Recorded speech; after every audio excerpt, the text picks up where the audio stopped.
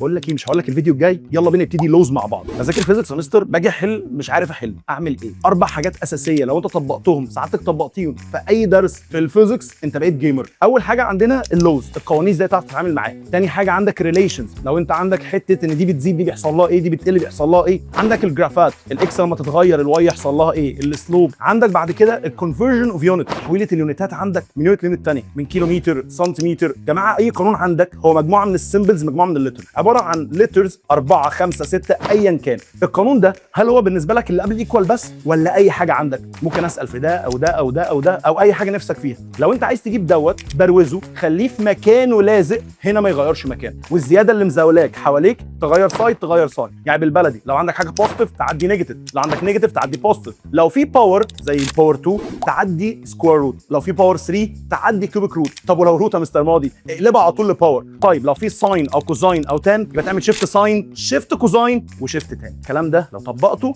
عندك القانون بقى 5 بقى 4 بقى 6، جبت كل الافكار وسلام.